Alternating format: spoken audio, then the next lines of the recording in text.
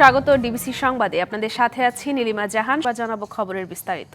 বিনে পয়সায় গুলশানে ফ্ল্যাট নিয়ে এবার দুর্নীতি মামলায় ফাঁসলেন মন্ত্রিত্ব হারানো ব্রিটিশ এমপি টিউলিপ রিজওয়ানা সিদ্দিক। দুদক বলছে, অবৈধ সুবিধা নিয়ে ইস্টার্ন হাউজিং লিমিটেডের ফ্ল্যাট নিয়েছেন শেখ হাসিনার ভাগ্নে টিউলিপ। অনুসন্ধানের প্রাথমিক সত্যতা পাওয়ায় টিউলিপ ছাড়াও রাজুকের 2 কর্মকর্তাকেও আসামি করা হয়েছে।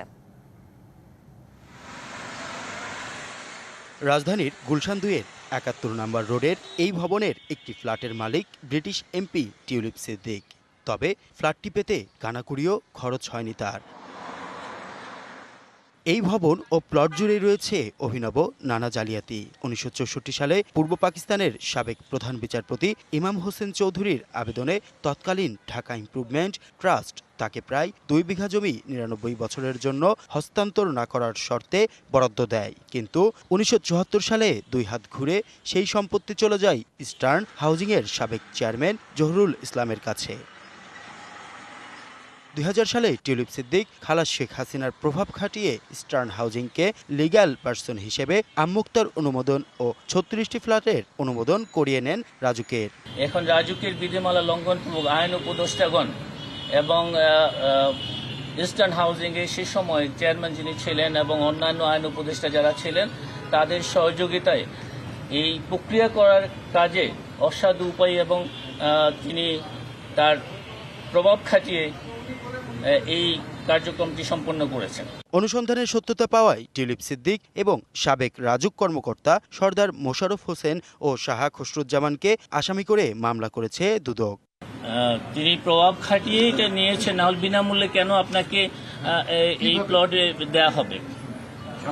এবং এটা 99 বছরের জন্য যেই সম্পত্তি লিজকৃত ছিল, যেটা হস্তান্তরযোগ্য ছিল না, সেটা যখন হস্তান্তরযোগ্য হয়ে যায় তাহলে সেখানে অপরাধের ইনগ্রেডিয়েন্টসটা এখানে আছে।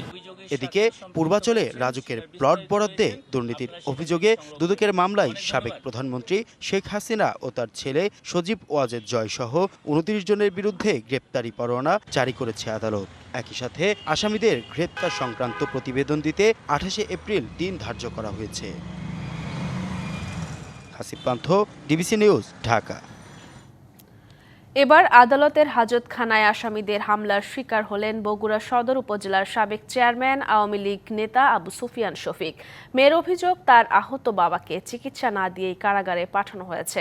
সিসিটিভি ফুটেজ দেখে হামলাকারীদের চিহ্নিত করা হবে বলে জানিয়েছে পুলিশ। অন্যদিকে পাবনা এজলাসে শুনানির সময় পুলিশ সদস্যকে মারধর করেছে বিএনপির অঙ্গ সংগঠনের নেতাকর্মীরা। জুলাই আন্দোলনে শিক্ষার্থী হত্যাসহ বিভিন্ন অভিযোগে 12 মামলার আসামি আবু সুফিয়ান শফিক। তিনি বগুড়া সদর উপজেলা আওয়ামী লীগের সভাপতি। 18 ডিসেম্বর গ্রেপ্তারের পর থেকেই কারাগারে রয়েছেন শফিক দম্পতি। মামলার শুনানির জন্য মঙ্গলবার বগুড়া চিফ জুডিশিয়াল ম্যাজিস্ট্রেট আদালতে তোলা হয় শফিককে। শুনানির পর রাখা হয় হাজতখানায়। দুপুর 1:45টার দিকে তাকে মারধর করে অন্য মামলার 4 আসামি।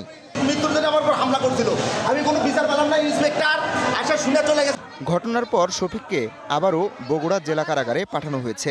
মেয়ে টুনির অভিযোগ, শরীরের বিভিন্ন স্থানে আঘাত পেলেও চিকিৎসা দেওয়া হয়নি তার বাবাকে।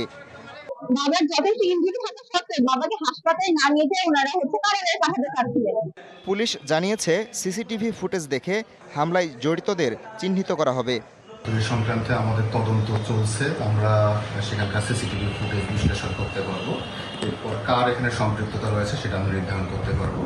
এর আগে 20 ডিসেম্বর রাতে আদালতে নেয়ার সময় ছাত্রদল ও যুবদল নেতাকর্মীরা শফিক ও তার স্ত্রী লিপি খাতুনকে লক্ষ্য করে ডিম ছুড়ে মারে। এদিকে পাবনা জেলা ও দায়রা জজ আদালতের এজলাসে পুলিশ সদস্যকে মারধরের অভিযোগে বিএনপির অঙ্গ সংগঠনের 6 নেতাকর্মীকে আটক করা হয়েছে। নাশকতার একটি মামলায় শুনানির সময় ভিডিও করছিল তারা। নিষেধ করায় পুলিশ সদস্যকে মারধর করে তারা। পুলিশ সদস্য শাহ আলমকে সদর হাসপাতালে ভর্তি করা হয়েছে। Habibur Rahman, DBC news desk.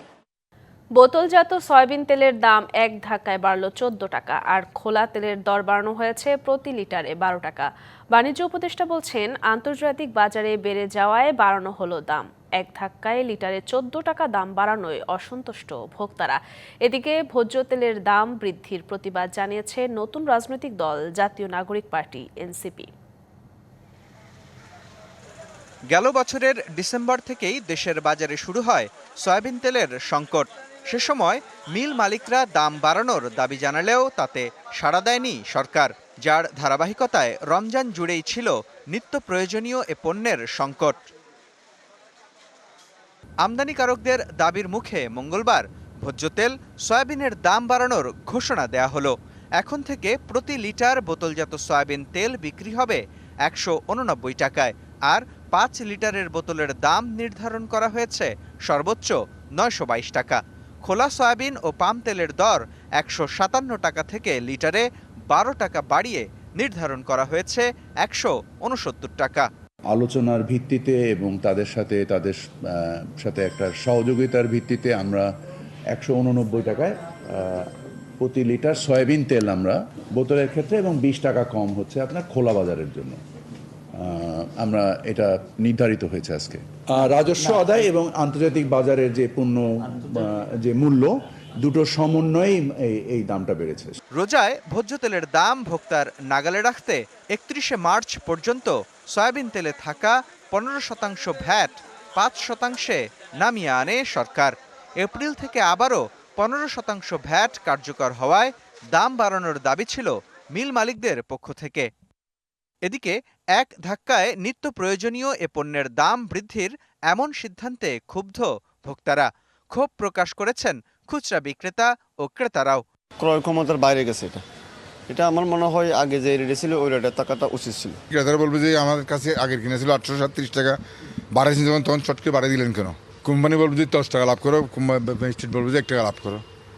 এর আগে 9 ডিসেম্বর বোতলজাত তেলের দাম 175 টাকা আর খোলা তেল 157 টাকা বেঁধে দেয় সরকার। তবে বাজারে সে দামে চাহিদা মতো তেলের সরবরাহ না করার অভিযোগ ছিল বরাবরই।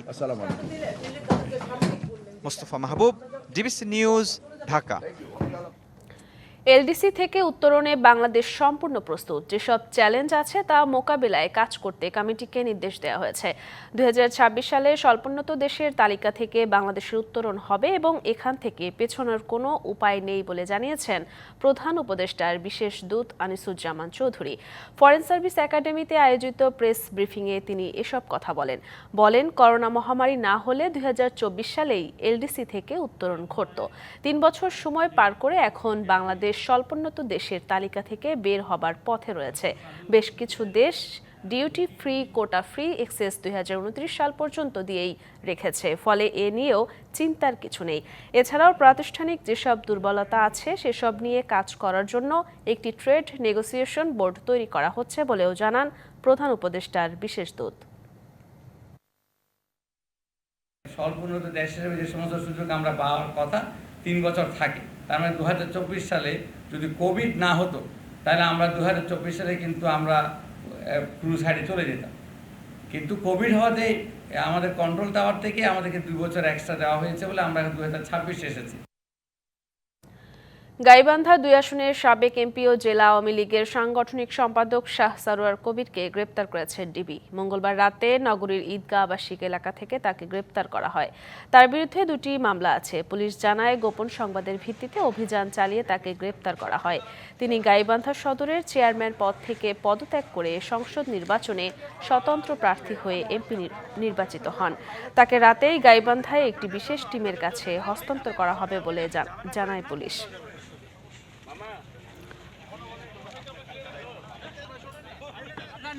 বিনা মেঘের বজ্রপাতে নেত্রকোনা ও সুনামগঞ্জে 5 জনের মৃত্যু হয়েছে, আহত হয়েছেন 1 জন। স্থানীয়রা জানায় ঘটনার সময় বৃষ্টি ছিল না। মেঘলা আকাশ থেকে হঠাৎ করেই বজ্রপাতে হতাহত হন তারা। নেত্রকোনার খালিয়াজুড়ির পৃথক স্থানে বজ্রপাতে মৃত্যু হয়েছে 3 জনের। নিহতরা হলেন রসুলপুর গ্রামের নিজামুদ্দিন, কৃষ্ণপুর গ্রামের কবির হোসেন ও হায়াতপুর গ্রামের রাখাল সরকার। স্থানীয়রা জানান মঙ্গলবার সন্ধ্যায় আগে তাদের কেউ হাওড়ে গরু আনতে গিয়েছিলেন, কেউ ধান কেটে বাড়ি ফিরছিলেন। হঠাৎ করেই বজ্রপাত হয়। গুরুতর অবস্থায় হাসপাতালে নেয়ার আগেই মারা যান 3 জন। অন্যদিকে সুনামগঞ্জের শান্তিগঞ্জ ও ছাতকে বজ্রপাতে মারা গেছেন 2 জন। বিকেলে শান্তিগঞ্জের নওগাঁও গ্রামে গরু আনতে গিয়ে বজ্রপাতের শিকার হন দেলোয়ার হোসেন। আর হায়দরপুর গ্রামের আমির উদ্দিন বাড়ির পাশে হাঁস আনতে গিয়ে বজ্রপাতে মারা যান। ফেনীর দাগনভূঞায় বাজার ইজারা নিয়ে দ্বন্দ্বের জেরে বিএনপির দুই পক্ষের মধ্যে সংঘর্ষে আহত হয়েছে অন্তত ২০ জন। মঙ্গলবার দুপুর ১২টার দিকে উপজেলার 0 পয়েন্টে সংঘর্ষে জড়ায় দুই পক্ষ। ধাওয়া পাল্টা ধাওয়ার পাশাপাশি ককটেল বিস্ফোরণে আতঙ্ক ছড়িয়ে পড়ে। এ সময় জিজ্ঞাসাবাদের জন্য কয়েকজনকে আটক করা হয়। পুলিশ ও স্থানীয়রা জানায়, উপজেলা বিএনপির আহ্বায়ক কমিটি নিয়ে গত ৪ মাস ধরে দাগনভূঞা উপজেলা বিএনপির আহ্বায়ক আকবর হোসেন এবং সদ্য বহিষ্কৃত জেলা ছাত্রদলের সহ সভাপতি জামশেদুর রহমান ফটিকের সমর্থকদের মধ্যে দ্বন্দ্ব চলছে। সম্প্রতি দাগনভূঞা বাজারের ইজারা নেন আকবরের এক অনুসারী। এ নিয়ে ফটিকের অনুসারীদের সঙ্গে তাদের বাকবিতণ্ডা হয়। দ্বন্দ্বের জেরে সংঘর্ষে জড়ায় দুই পক্ষ। একচেটিয়া বাজার দখলের মামলায় মার্কিন আদালতে বিচার শুরু হয়েছে যোগাযোগ মাধ্যম ফেসবুকের মূল কোম্পানি মেটার বিরুদ্ধে। মার্কিন স্থানীয় সময় সোমবার এ বিচার কাজ শুরু হয়। মেটার বিরুদ্ধে মামলা করেছে মার্কিন ফেডারেল ট্রেড কমিশন এফটিসি। সামাজিক যোগাযোগ মাধ্যমের বাজারে অন্য প্রতিদ্বন্দ্বী প্রতিষ্ঠানগুলোর এগিয়ে যাওয়া আটকাতে একচেটিয়া প্রভাব খাটানোর অভিযোগ রয়েছে জাকারবার্গের মালিকানায় থাকা মেটার বিরুদ্ধে। আদালতে অভিযোগ প্রমাণিত হলে ইনস্টাগ্রাম ও হোয়াটসঅ্যাপ বিক্রি করে দেওয়ার নির্দেশও দেওয়া হতে পারে মেটাকে। গেল সপ্তাহে এফটিসি জানায়, বাজার ধরে রাখতে অসাধু কৌশল নিয়েছে মেটা।